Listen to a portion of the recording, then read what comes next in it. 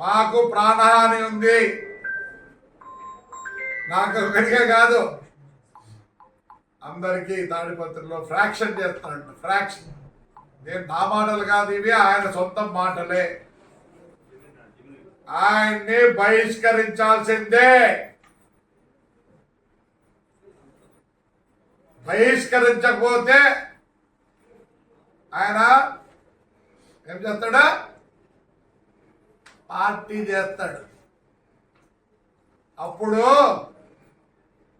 ముందు చుట్టూ ఎవరున్నారు? గన్మెన్లు ఉన్నారు. వాడి జీవితమే గన్మెన్ జీవితం. బహిష్కరించాలా? ఇద్దరు కొడుకుల్ని వాడిని బహిష్కరించాలా? ముందు వాడిని బహిష్కరించాలి.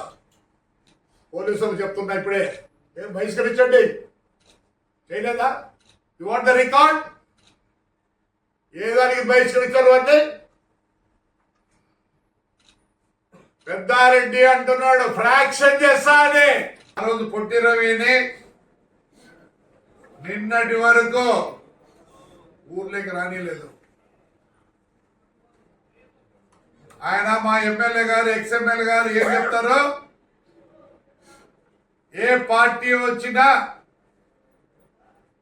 ఏమొచ్చినా నేను ఫ్రాక్షన్ చేస్తా అంటాడు. మేము ఇది నేను మాట్లాడిన మాటలు కాదు. తెప్పించుకోండి, వీడియోలు తెప్పించుకోండి, అన్ని తెప్పించుకోండి త్రూ ఇంటెలిజెన్స్.